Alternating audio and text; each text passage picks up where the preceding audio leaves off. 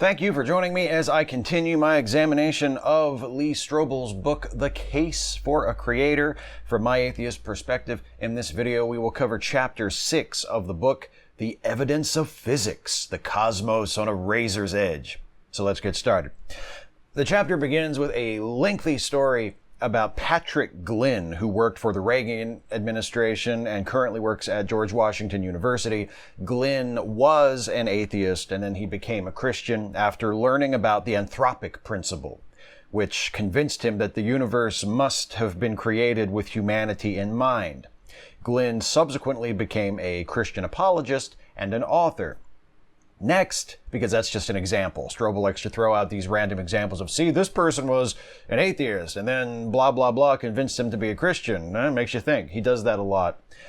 So he tells that story, and then he moves on to spending several more pages presenting what he calls the prima facie evidence for the universe being fine-tuned for human life. And that evidence is basically an argument from incredulity. He quotes Alistair McGrath saying, asking if it's possibly just a coincidence that the laws of nature are such that life is possible, or might this be an important clue as to the nature and destiny of humanity? Well, I would say that it does say something profound about the nature of humanity, actually. It says that humanity evolved to exist in a universe where conditions permitted us to exist and evolve. And it's not a coincidence. The only two options are not it's all a coincidence or God designed the universe with us in mind. It's not an amazing coincidence that stick insects just so happen to live in habitats where their body shape allows them to blend in with their surroundings. They evolved in response to their environment. Their environment wasn't designed with them and their needs in mind. And I continue to shake my head at people who are so baffled by the obvious and expected observation that things exist in the universe which are permitted to exist by the conditions of the universe, and who insist that I should be baffled by this as well. Anyway, at least he's not interviewing someone from the Discovery Institute this time, or William Lane Craig.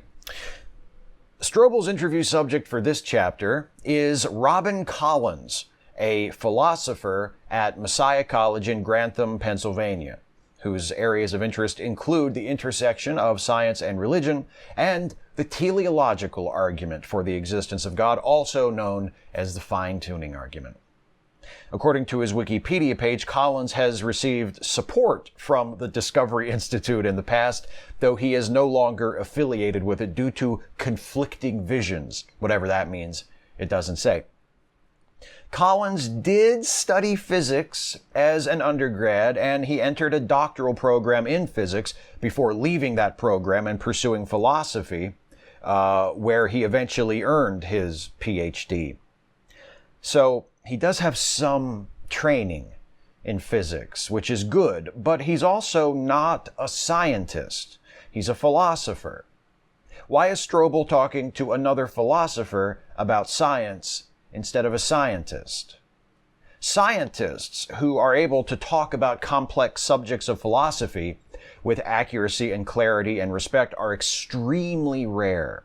And just as rare are philosophers who are able to do likewise with complex subjects of science. I'm sure Collins knows his stuff up to a point.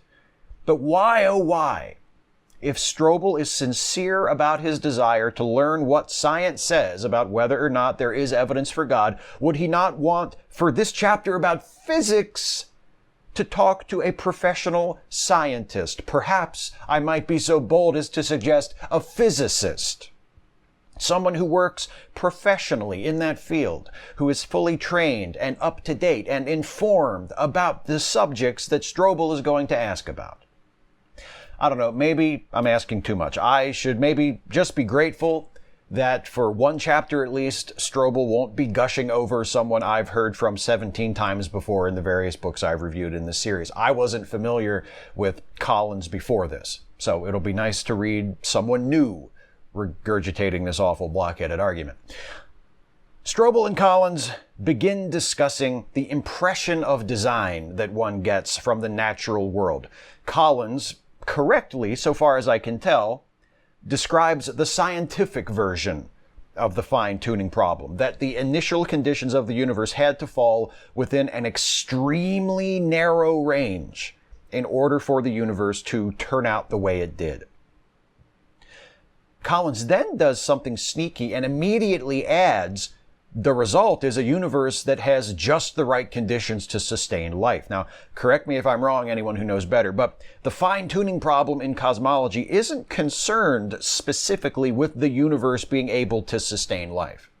It's true, obviously, that the universe which resulted from the Big Bang is able to sustain life in certain locations, but that isn't the main thing cosmologists are trying to explain when they work on the fine-tuning problem. They're working on finding an explanation for how these specific conditions were able to arise from the initial conditions of the Big Bang, as far as I understand it. Again, if anybody knows more than I do, which I'm sure is the case for some of you watching this video, please feel free to correct me if I got something wrong in the comments. Collins explains his version of the fine-tuning argument using an analogy. If astronauts landed on Mars and discovered an enclosed biosphere that had been calibrated to have the ideal conditions for life, proper temperature, atmosphere, food, water, waste disposal, etc., what conclusion would you draw about how that biosphere got there and how those environmental settings got tuned to just the right settings? And Strobel answers that someone took great care in designing and building it. An objective journalist following the facts wherever they lead. There are two problems with Collins' analogy. First, by comparing the universe to an artificially constructed biosphere, he's building his bias into the example. Of course, an enclosed biosphere on an alien planet that contains the ideal atmosphere for life is going to compel us to conclude it was built by someone for a specific purpose. But a constructed biosphere isn't necessarily the best analogy to explain the universe.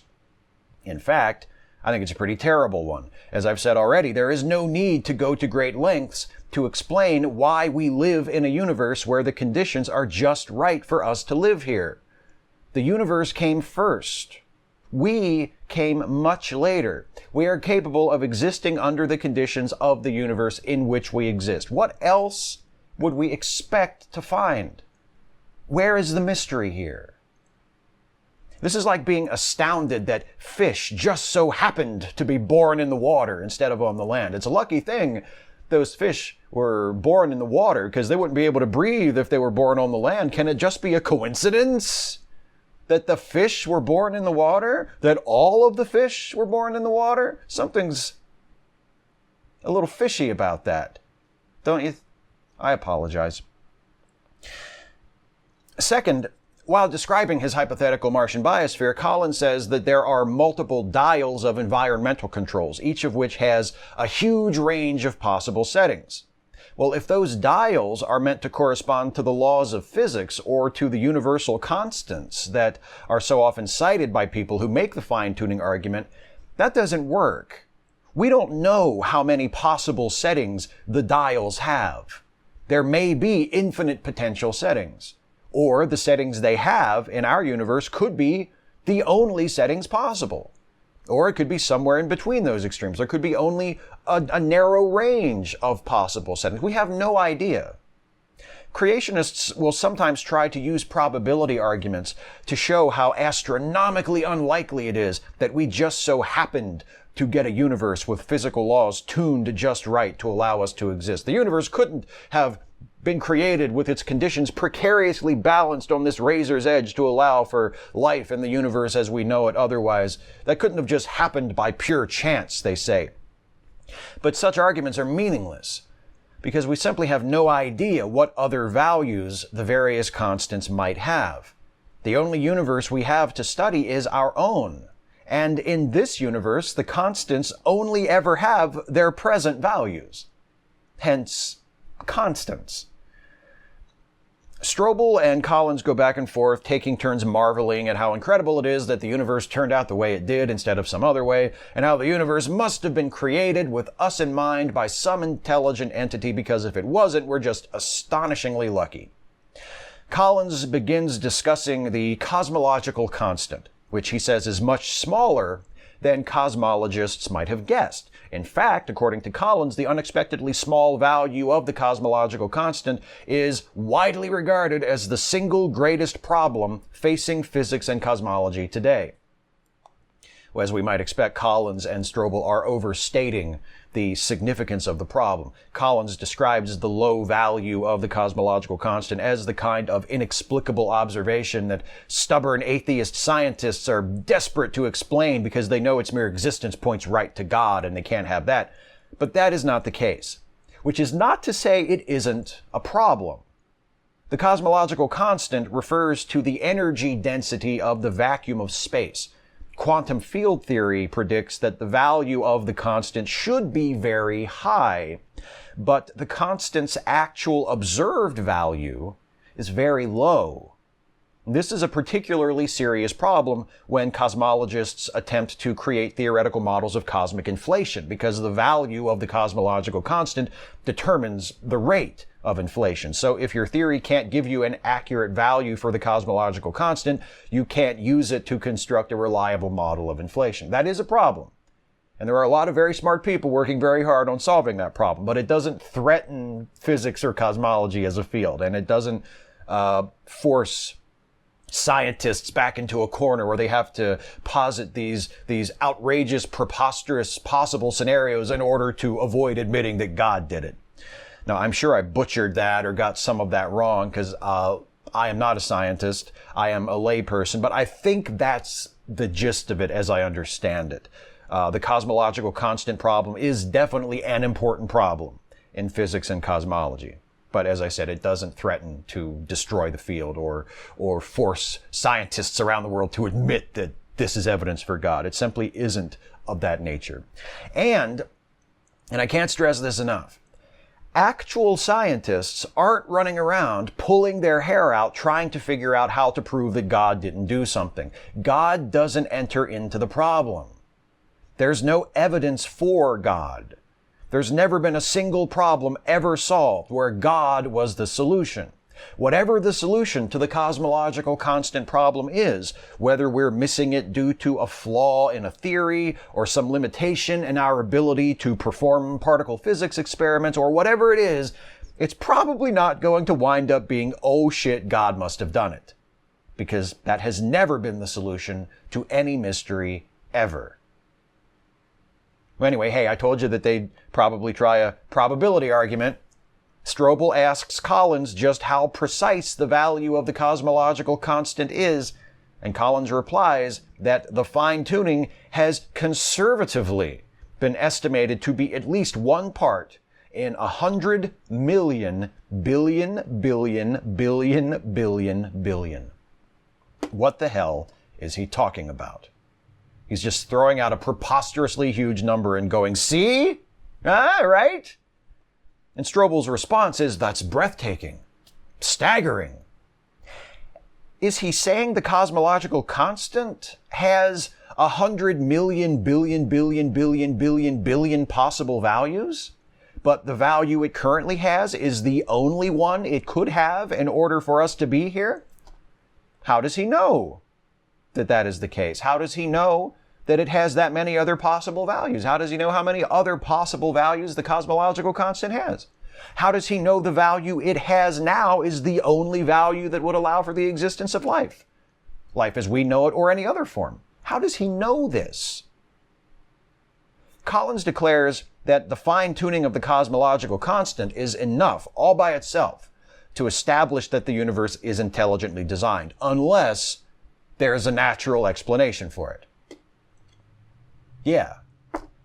And the message my friend got from his dead grandmother through a Ouija board last week is enough to establish that ghosts are real and there's life after death. Unless there's a natural explanation.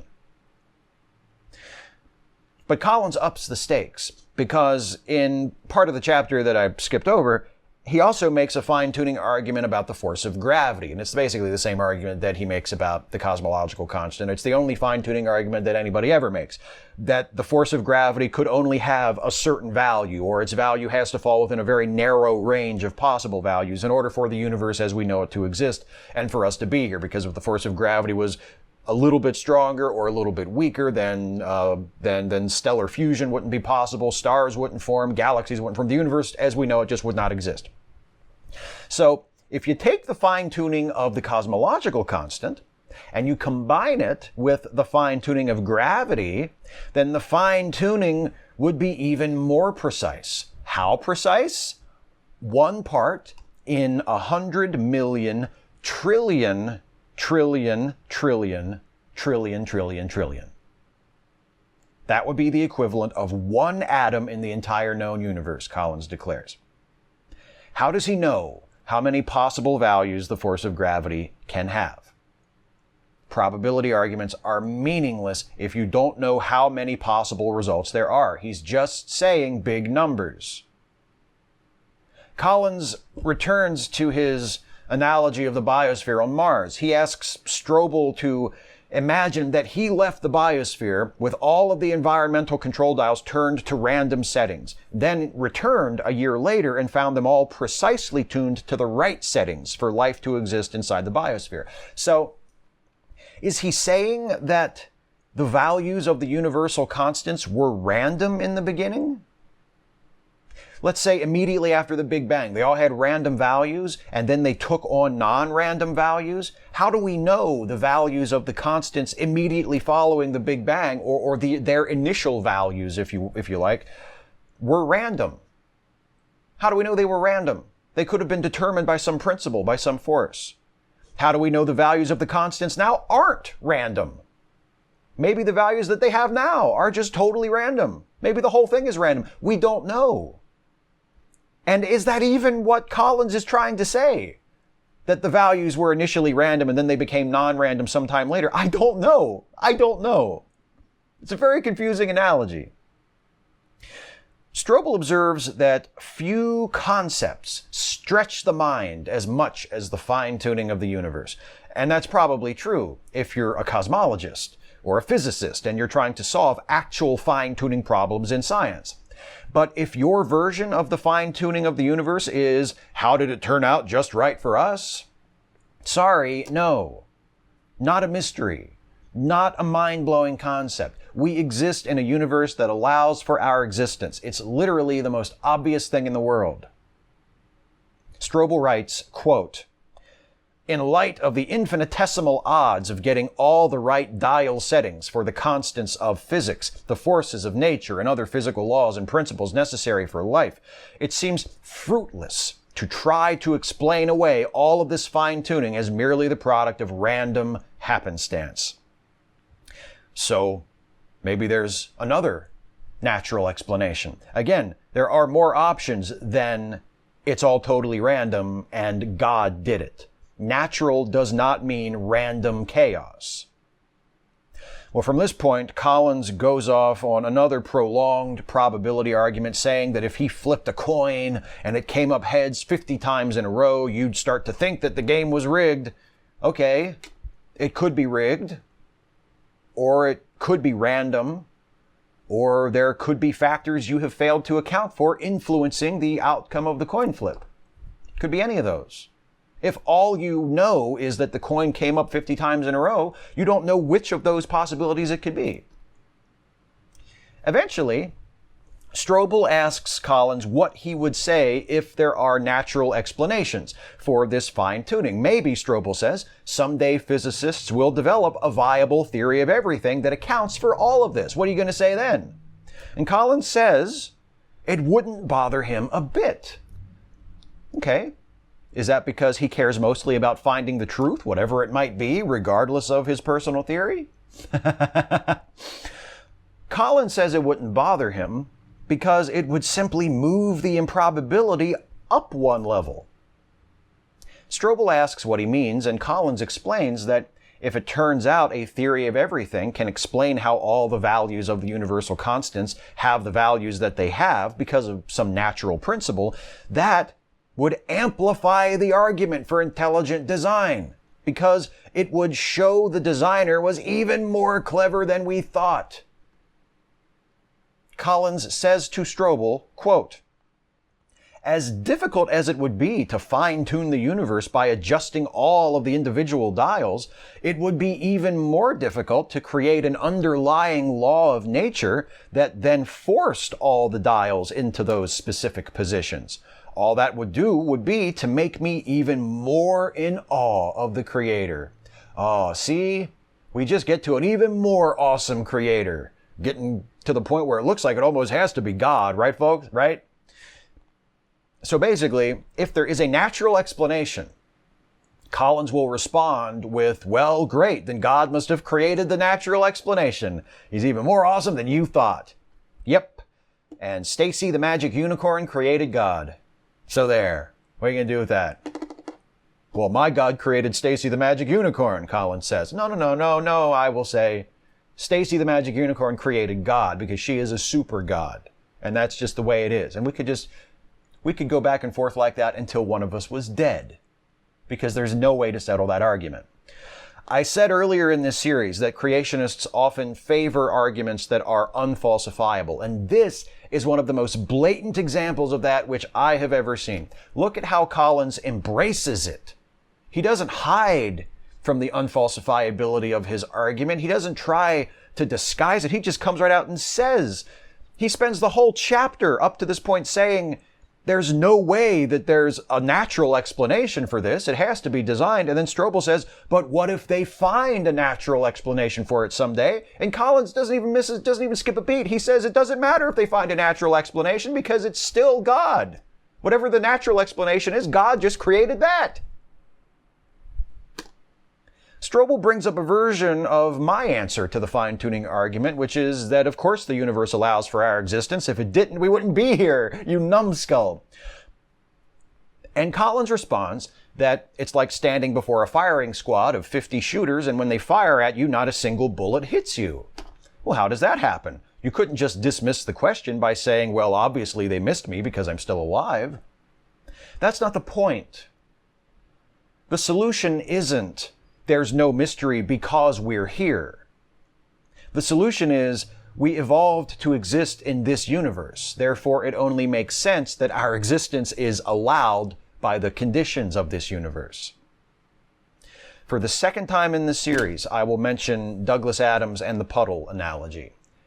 If a puddle of water could think, and it wasn't terribly clever, it might think how amazing it is that this hole just so happens to fit my shape exactly right. But from the outside, you can see that the puddle has it backwards. The puddle doesn't determine the shape of the hole. The hole determines the shape of the puddle. We're the puddle. Next, they turn to the many worlds hypothesis, which says that there are many parallel universes, all with their dials set to different settings. And it just so happens that we exist in this one. Before he even asks Collins about it, Strobel, the journalist who only cares about the truth, spends several pages explaining what the many worlds hypothesis says, only to dismiss it with a quote from a scientist, a physicist, William Lane Craig, who declares it's purely a concept, an idea without scientific proof, which is adorable, coming from the guy who is famous for arguing for the existence of God. Projection and lack of self-awareness, that's another common characteristic of creationists and apologists. When Strobel finally gets around to asking Collins about it, after making sure we, the readers, have been thoroughly primed to regard the many worlds theory as silly, speculative nonsense, Collins dismisses it much as Craig does, though he does admit to being intrigued by the inflationary model of the many worlds theory, which posits that the many parallel universes are analogous to soap bubbles, forming and expanding within a larger superspace, with each bubble representing a separate universe. So the multiverse would be like this great foam composed of tiny little bubbles. Collins responds to this theory the same way he responded to Strobel's suggestion that fine-tuning has a natural explanation. He says if our universe is just one bubble in a vast expanding foam of universes existing in a larger superspace, then what created the foam? and what created the superspace, and what mechanism is there that allows enough variation in the constants to yield many different kinds of universes, and who created that mechanism, who created the many worlds machine. Collins says to Strobel, quote, "It's highly unlikely that such a universe-generating system would have all the right components and ingredients in place by random chance, just like random chance can't account for how a bread maker produces loaves of edible bread. So if a many universe-generating system exists, it would be best explained by design."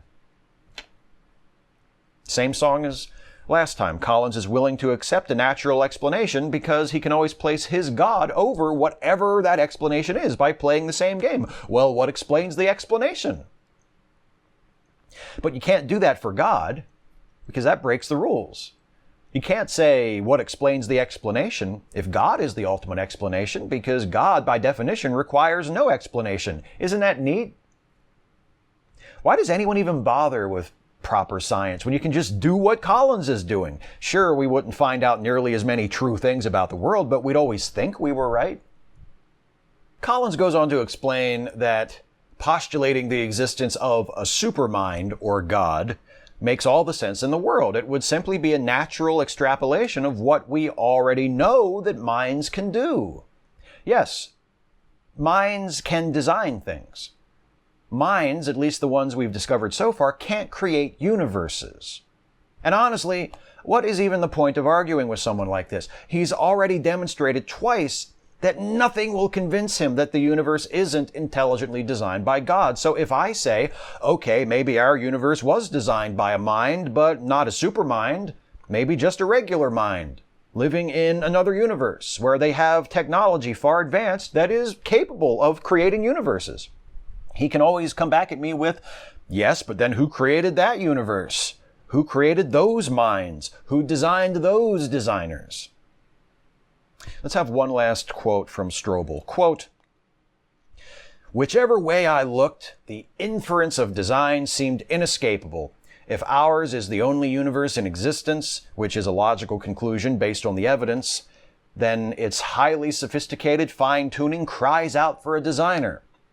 If, on the other hand, if the esoteric theories of physicists turn out to be true and our universe is one of many others, then the need for a universe-generating mechanism also would demand a designer. Heads or tails, the creator wins." And that's the problem. Because the creator, and note the reverent capitalization of the C in creator in that quoted block of text, the creator doesn't win because it's the best explanation, because the evidence all points in that direction. The creator wins because intelligent design advocates like Collins are pushing an unfalsifiable hypothesis.